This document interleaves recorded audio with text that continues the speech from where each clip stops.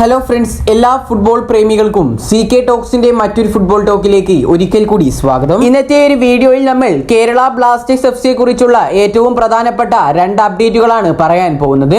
അപ്പോൾ ഏതായാലും വിശദമായ വീഡിയോയിലോട്ട് കടക്കുന്നതിന് മുമ്പായിട്ട് നിങ്ങൾ ഇതുവരെ ഈ ചാനൽ സബ്സ്ക്രൈബ് ചെയ്തിട്ടില്ല എങ്കിൽ ഇതുപോലുള്ള കൂടുതൽ ബ്ലാസ്റ്റേഴ്സ് അപ്ഡേറ്റുകൾ ലഭിക്കുവാൻ വേണ്ടി ഈ ചാനൽ ഒന്നെല്ലാവരും സബ്സ്ക്രൈബ് ചെയ്തു വെക്കാൻ ശ്രമിക്കുക. ഇന്ത്യൻ സൂപ്പർ ലീഗ് സീസണിലെ രണ്ടാം പകുതി വളരെയധികം പ്രതീക്ഷകളോടെ തുടങ്ങിയ കേരള ബ്ലാസ്റ്റേഴ്സ് എഫ്സിയുടെ പ്രതീക്ഷകൾ അട്ടിമറിക്കുന്നതായിരുന്നു ഓരോ മത്സരത്തിലെയും ബ്ലാസ്റ്റേഴ്സിന്റെ റിസൾട്ട്.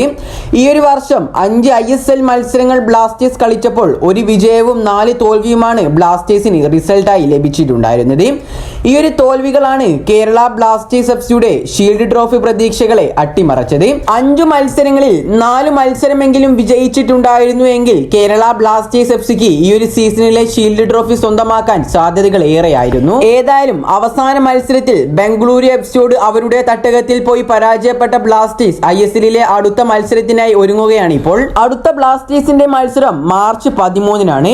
അതും ബ്ലാസ്റ്റേഴ്സിന്റെ തന്നെ ഹോം തട്ടകമായ കൊച്ചിയിലെ ജവഹർലാൽ നെഹ്റു സ്റ്റേഡിയത്തിൽ വെച്ചാണ് ഈ ഒരു മത്സരം നടക്കാൻ പോകുന്നത്. ഏതായാലും ഈ ഒരു മത്സരത്തിൽ കേരള ബ്ലാസ്റ്റേഴ്സ് എഫ്സിയുടെ എതിരാളികൾ എന്നത് ബ്ലാസ്റ്റേഴ്സിന്റെ ആജന്മ എതിരാളികൾ തന്നെയായ മോഹൻ ബഗാൻ സൂപ്പർ ജയൻസ് ആണ്.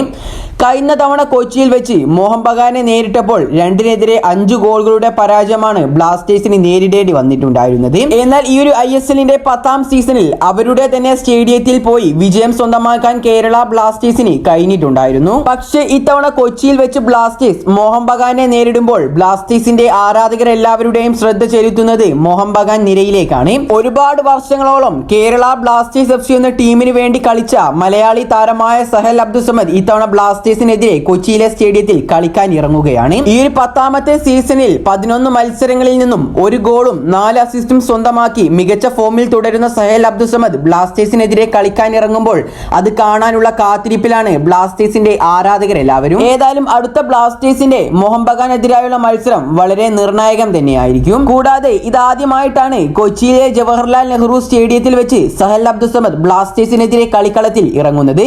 അതുകൊണ്ട് തന്നെ ഈ ഒരു മത്സരം വളരെയധികം ആകർഷണീയവുമായിരിക്കും. കൂടാതെ കഴിഞ്ഞ കേരള ബ്ലാസ്റ്റേഴ്സ് എഫ്സിയുടെ മത്സരത്തിൽ ബംഗളൂരു എഫ്സിയോട് ബ്ലാസ്റ്റേഴ്സ് ഏകപക്ഷീയമായ 1 ഗോളിനായിരുന്നു പരാജയപ്പെട്ടിട്ടുണ്ടായിരുന്നത്. മത്സരത്തിന്റെ 89-ാം മിനിറ്റിൽ ഹാവി ഹെർണാണ്ടസ് നേടിയ ഗോളിലൂടെയായിരുന്നു ബംഗളൂരു എഫ്സി വിജയം സ്വന്തമാക്കിയിട്ടുണ്ടായിരുന്നത്. എന്നാൽ ഈ ഒരു ബംഗളൂരു എഫ്സിക്കെതിരായുള്ള മത്സരത്തിലെ തോൽവിക്ക് പിന്നാലെ കേരള ബ്ലാസ്റ്റേഴ്സ് എഫ്സിക്ക് മറ്റൊരു തിരിച്ചടി കൂടിയാണ് ലഭിച്ചിട്ടുള്ളത്.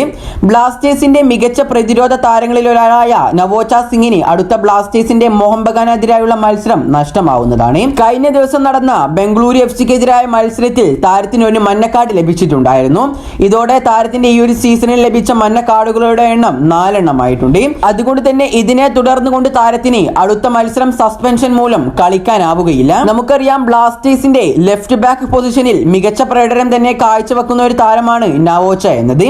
ഐബംബ ഡോഹ്ലിങ്ങിന് പരിക്കേറ്റ് സീസൺ നഷ്ടമായതോടെ ലെഫ്റ്റ് ബാക്കിൽ ബ്ലാസ്റ്റേഴ്സിന്റെ പോരായ്മകൾ പരിഹരിച്ചൊരു താരം കൂടിയാണ് നവോച്ച. ഏതായാലും അടുത്ത ബ്ലാസ്റ്റേഴ്സിന്റെ ഈ ഒരു മാർച്ച് 13-ന് നടക്കാൻ പോകുന്ന മോഹൻ ബഗാനെതിരായുള്ള മത്സരത്തിൽ ബ്ലാസ്റ്റേഴ്സിന്റെ നിരയിൽ നവോച്ച ഇല്ലാത്തത് ബ്ലാസ്റ്റേഴ്സിനെ നല്ല രീതിയിൽ തന്നെ ബാധിക്കും. ഏതായാലും ഇതിനെക്കുറിച്ചുള്ള നിങ്ങളുടെ അഭിപ്രായങ്ങൾ നിങ്ങൾ താഴെ കമന്റായി രേഖപ്പെടുത്താൻ മറക്കാതിരിക്കുക.